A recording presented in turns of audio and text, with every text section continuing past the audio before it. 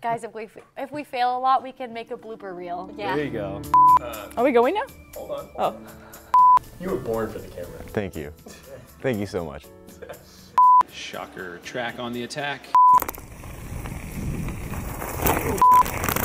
with WSU TV. Oh, is this the camera right here? Yeah, right here. Okay. This person right here. Is there anything kind of weird or quirky you do before a meet that's specific to you or being at home? This is kind of weird. I just poop a lot. I interviewed Big Reg. Check, Mike. Check, check, check. I would just like to thank Shocker Track and Field for always keeping it real, always being humble, and most importantly, always getting it done. Shocker Track and Field, much respect.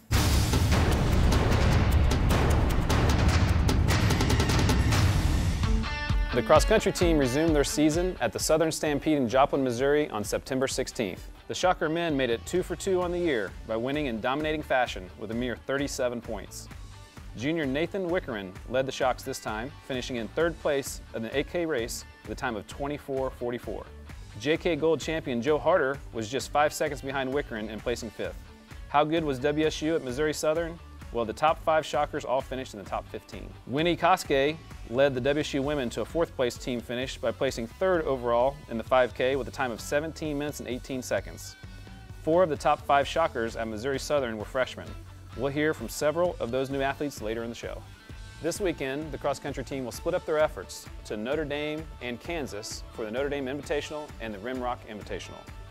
This will be a significant step up in competition for the Shockers, and we'll really get a chance to see where they stack up against some of the nation's top teams. We caught up with Coach Hunter for his thoughts on the upcoming meets. You know, it's exciting that we're going to go there. We are going to take 9 men and 9 women, and then everybody else will be going to KU the following day. But I would definitely like to see both teams knock off as many teams as they can that are maybe ranked ahead of them. You know, we got the Midwest regional rankings, and we're going to see a lot of those teams there. We're going to see some old Missouri Valley teams there too. That's going to be fun. And you know, we're going to see teams that we know that we want to race, that we want to beat. And we're hoping we can knock some of them down, and hopefully in the same breath, you know, move us up in the rankings. That's what our goal is. Former WSU All-American Tanya Nero, now a member of the Shocker Track Club road racing team, recently won the Kansas City Plaza 10K with a new course record time of 33:56. Nero is currently preparing for a World Championships qualifying attempt in the marathon in December.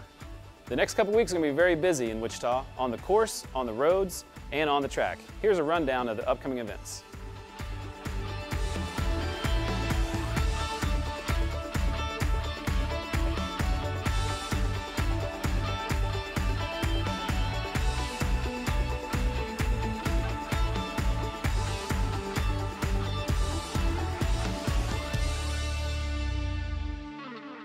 If you've ever been to a track meet, there's no doubt you've had a chance to see the exciting and entertaining event, the pole vault.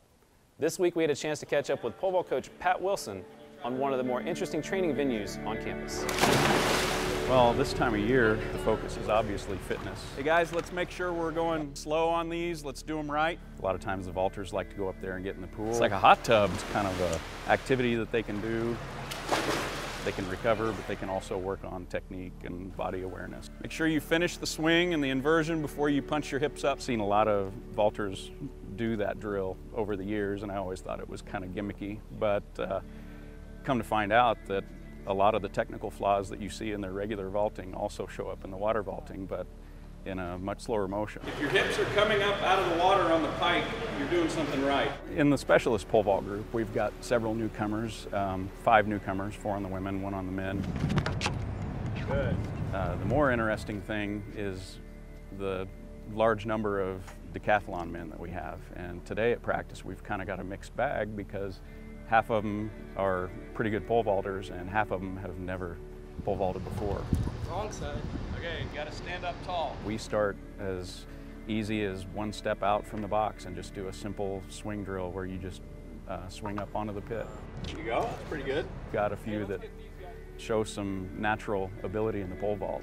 Some things you just can't teach. They just have that body awareness that it's hard to coach. I feel like I kind of stopped. Yeah, My pole stopped. well, it's not, you're in power mode, okay? I want you to be tall and quick. Okay. I'm really looking forward to this year. Everybody seems eager and ready to work hard. Seeing a lot of promise and a lot of talent. I like what I see in the sprinting. I like what I see in the drills. Yeah, I'm excited about this group. Most people know that Wichita State has joined the American Athletic Conference this year. We were able to chat with American Commissioner Mike Oresco on his thoughts about WSU. This program it's got great support by the community, great support by the fans. You've got, a large and growing university, and you have great donor support as well. We looked around and said, okay, we probably could take one basketball school, go to 12. That would give us one basketball only, and obviously Olympic sports, and one football only, Navy, and we love having Navy in the conference. That has worked out extremely well, so we thought we've got the template for that already. And we said, okay, who's out there? And we identified several schools, and we said, Wichita State seems to be the best fit for this conference. It's growing academically. It's got great community support. And I think that in terms of the kind of university, the research aspect of things, we said it fits very well. I think that the American Conference is a bit higher profile. When we're competing against some of the teams, some of the programs with national recognition that they have, we're hoping that that's going to translate into recruiting, strength. It's going to help us establish more of a national presence. Well, it's sure been an exciting time so far in the first few weeks of joining the American Conference. Our cross-country team has gotten off to a good start. Coach Hunter has gotten a lot of information in just the first few weeks of trying to figure out where we stack up. We think our men are going to be really good.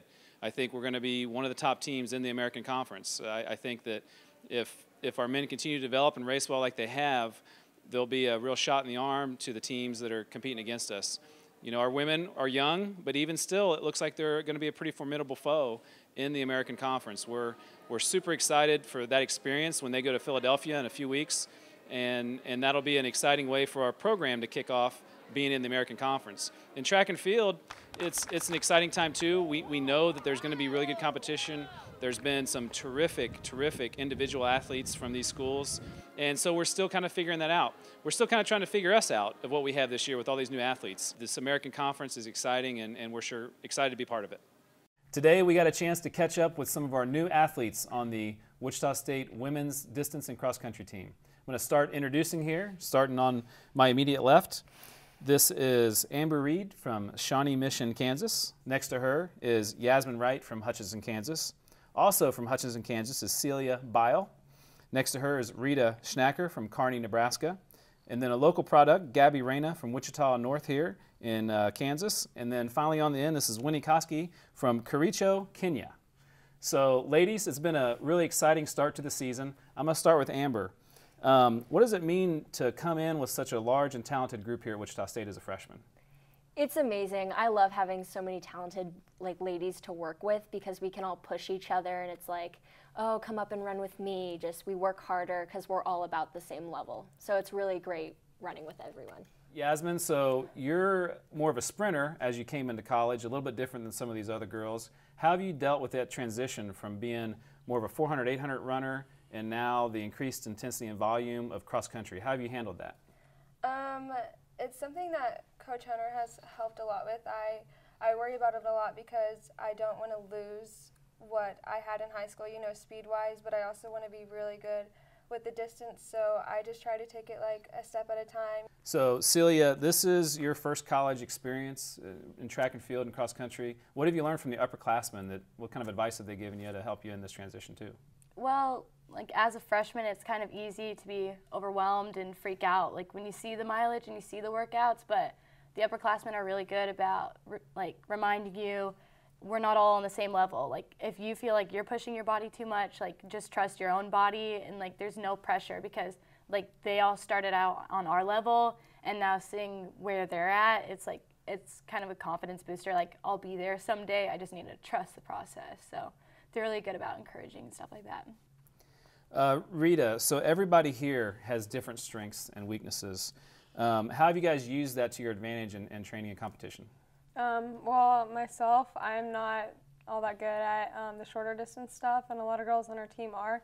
So I try to use that to work off the others on our team, and I think a lot of the others do the same. And I was talking to Coach Hunter the other day about struggling with the speed stuff and kind of being back and forth with girls on our team, but it's just a natural thing that's going to happen on a team, and it really helps to build a team and make a cohesive team that works together. And Gabby, you know, we've talked, you know, some people have talked about how this might be a little bit of a rebuilding year. We got so many new athletes. Obviously, there's still some terrific upperclassmen. But have you thought about how good this team could be, or how much fun that might be in the future for the next 4 years with these girls? Yes, definitely. I feel like we're going to be a really good team within our next 4 years. Like, I can see us all doing big things, especially with like the staff members here at WSU. Like, we have so much help here, and that's so much of a pusher, and then we push each other and help each other out, so we just make each other better, and it's kind of like a win-win situation.